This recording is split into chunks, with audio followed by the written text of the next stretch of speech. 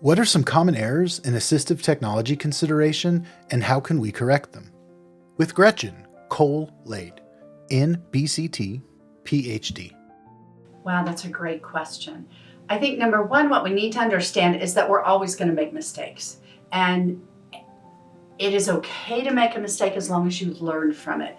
I had a great school psychometrist who at one point I'd made an error on an IEP, and she walked into the fix-it meeting, and I will again carry this with me professionally. She looked at me and said, "Has learning occurred?"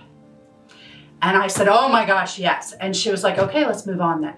That as long as learning occurs. And so I think one of the best parts about any type of learning, especially when it comes to AT consideration, is you have to consider AT for every student on an IEP. Period, dot, full stop, there has to be documentation. If you say yes, they might benefit from it, there has to be documentation. If you say no, there has to be documentation, or you're not in compliance. And so how can it be fixed? Number one, contact Able Tech, and we'll talk you through it, but then we're also going to encourage you to take our workshop. Our workshop is a 2.5-hour long workshop on how to consider AT.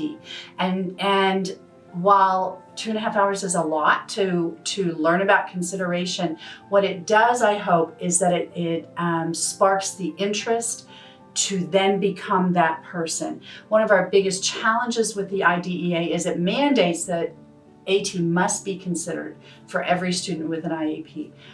It doesn't say who has to do it. And so it's been my professional experience that when we sit around a table and we have the gen ed teacher, the special ed teacher, the fabulous SLP, the OT, the PT, the parent, and we say, who's going to do this? It becomes a 1, 2, 3, not me. I can't do that.